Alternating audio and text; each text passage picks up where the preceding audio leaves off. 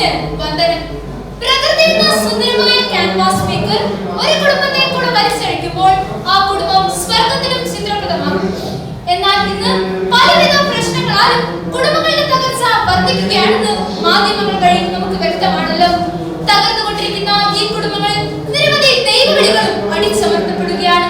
ഈ കുടുംബങ്ങൾ പുനഃസ്ഥാപിക്കണമെങ്കിൽ നമ്മുടെ ഓരോ കുടുംബങ്ങളും ക്രിസ്തീയ മൗല്യങ്ങളുടെ പാഠശാലയായി മാറണം.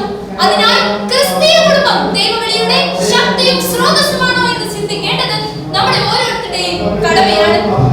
എന്താണ് യഥാർത്ഥത്തിൽ ഒരുവനെ കുറിച്ചുള്ള ദൈവഹിതം എന്നത്? ദൈവം തന്റെ ആത്മാവിനെ നൽകി ഒരുവനെ അമ്മയുടെ ഉദരത്തിൽ ഉരുവാക്കുമ്പോൾ മുതൽ അവനിലുള്ള ദൈവഹിതം ആരംഭിച്ചു കഴിഞ്ഞു. തുടർന്ന് ഭൂമിയിൽ ദൈവം നൽകിയ കൽപ്പനകളും ദൈവവചനങ്ങളും പാലിച്ച് തന്റെ ഉത്തരവാദിത്തങ്ങളിലൂടെ കടന്നു ചെന്ന് തന്റെ ഓട്ടം പൂർത്തിയാക്കി നിത്യജീവൻ പ്രാപിക്കുക എന്നതാണ് എല്ലാ മനുഷ്യരിലുമുള്ള ദൈവഹിതം എന്നത്. ഇതിൽ ഭൂമിയിൽ അവൻ കടന്നു പോകുന്ന ഉത്തരവാദിത്തങ്ങളും സാഹചര്യങ്ങളുമാണ് ഒരു മനുഷ്യനെ മറ്റൊരുവനിൽ നിന്ന് വ്യത്യസ്തനാക്കുന്നത്. കുടുംബ മനുഷ്യന്റെ കണ്ടുപിടുത്തമല്ല, സൃഷ്ടാവായ ദൈവത്തിന്റെ പദ്ധതിയിൽ രൂപമെടുത്തതാണ്. അതൊരു ദേവാലയമാണ്. രണ്ടാം വത്തിക്കാൻ കൗൺസിൽ കോഡിയം എക്സ്പേസ് 47 പറയുന്നു, സ്നേഹം ജീവിക്കുന്ന സമൂഹമാണ് കുടുംബം. ദൈവം ദാനമായി നൽകിയ മക്കളെ സ്നേഹത്തിൽ വളർത്താനും ക്രിസ്തീയ പുണ്യങ്ങൾ കൊണ്ട് വിശ്വാസത്തിന്റെ അടിത്തറപ്പാകുവാനും മാതാപിതാക്കൾക്ക് കടമയുണ്ട്. വിശ്വാസത്തിൽ നിറയാനുള്ള പുണ്യപ്രവർത്തികൾ കൊണ്ട് ഹൃദയ സംസ്കാരമുള്ളവരായി തിരഞ്ഞെടുത്ത് ദൈവവിളികൾ പുഷ്പിക്കും. അതിന് ഉത്തമ ഉദാഹരണമാണ് നമ്മുടെ വിശ്വലീഗിന്റെ മധ്യസ്ഥ വിശുദ്ധ കൊച്ചുത്രേസ്യായും കുടുംബവും. 5 മക്കളും സന്യാസ ജീവിതം തിരഞ്ഞെടുത്തു. കൊച്ചുത്രേസ്യായും മാതാപിതാക്കളും വിശുദ്ധ പദവിയിലേക്ക് ഉയർത്തപ്പെട്ടു. ദൈവഭയം അറിവിന്റെ ആരംഭം എന്ന വചനം പിൻചുരുതങ്ങളിൽ ആഴമായി പതിക്കണം.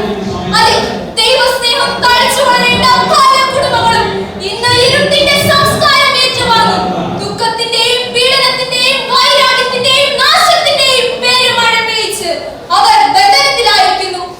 മദ്യം, മയക്കുമരുന്ന്, വിവാഹമോചനം, സ്ത്രീ പീഡനം തുടങ്ങിയ നീച പ്രവർത്തികളാൽ അലയുന്ന മനുഷ്യമക്കൾ ഇവർ എവിടെ നിന്നാണ് വരുന്നത്? ആത്മീയത നഷ്ടപ്പെട്ട കുടുംബങ്ങളിൽ നിന്നല്ലയോ? ഇന്നത്തെ തലമുറയുടെ ഇടയിൽ പ്രാർത്ഥനയില്ല, സഹോദര സ്നേഹമില്ല, ദൈവവിശ്വാസമില്ല, ആരെയും പേടിയില്ല. ഇതിനെയൊക്കെ മറികടക്കണമെങ്കിൽ നമ്മുടെ വ്യക്തിപരമായ ജീവിതം ക്രിസ്തു കേന്ദ്രീകൃതമാകണം. അപ്പോൾ തീരെ നിറഞ്ഞ ദൈവവിളികൾ ഉടലെടുക്കും. ഇതിന് ഉത്തമ ഉദാഹരണമാണ് നമ്മുടെ നാട്ടിലെ വാഴ്ത്തപ്പെട്ട രക്തസാക്ഷി സിസ്റ്റർ റാണി മരിയ.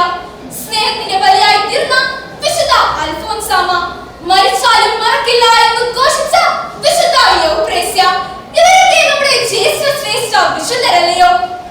കഴുത്തിലെ കൊന്തയോ കയ്യിലെ മോതിരമോ കണ്ട് മാത്രം ഒരാൾ ക്രിസ്ത്യാനിയാണ് എന്ന് തിരിച്ചറിയുന്ന ഈ കാലഘട്ടത്തിനപ്പുറം വാക്കുകൊണ്ടും പ്രവൃത്തി കൊണ്ടും മാത്രം ഒരാൾ ക്രിസ്ത്യാനിയാണ് എന്ന് തിരിച്ചറിയുന്ന ആത്മീയ പ്രേക്ഷിതത്വം കുടുംബങ്ങളിലൂടെ വളർന്നു വരേണ്ട സമയം അതിക്രമിച്ചു കഴിഞ്ഞു.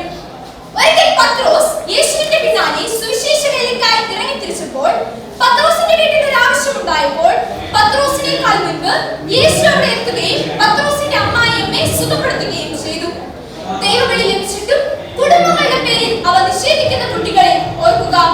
നിങ്ങൾ യേശുവിന് വേണ്ടി ഇറങ്ങിത്തിരിച്ചാൽ നിങ്ങളുടെ കുടുംബത്തിൽ ഒരു ആവശ്യമുണ്ടാകുമ്പോൾ നിങ്ങളെക്കാൾ മുൻപ് യേശു അവിടെ എത്തി അത് പരിഹരിച്ചിരിക്കും. ആവിഷ്കാര സ്വാതന്ത്ര്യത്തിന്റെ പേരിൽ ആവാസം നടത്താൻ അച്ചാനം വാങ്ങിയിറങ്ങി അവിശുദ്ധമായ അംശാവലി അടിവസ്ത്രം പോലും കാർട്ടൂണിറക്കി കയ്യടി വാങ്ങി മാധ്യമങ്ങൾ മാറി മാറി മഹാമാരിയായി പേരിട്ടു. കക്കുകാളിയെയും കളപ്പുരയെയും കാളിയെ പോലെ കളങ്കപ്പെടുത്തി കാർക്കിച്ച് വിഷത്തുപ്പി കള്ളപ്രചരണം നടത്തി പൊതുജനത്തിന്റെ മുൻപിൽ പരിഹസിച്ച് അമ്മാനമാടിയിട്ടു. താരങ്ങ് പോലും താഴാത്ത ക്രിസ്തീയ വിശ്വാസികൾ ഈ നാട്ടിൽ ജീവിച്ചിരുന്നു. അവരുടെ ആ പാരമ്പര്യത്തെ പിന്തുടർന്നുകൊണ്ട് പിതാവായ ദൈവം ആശീർവദിച്ചതും പുത്രനായ ദൈവം സ്ഥാപിച്ചതും പരിശുദ്ധാത്മാവായ ദൈവം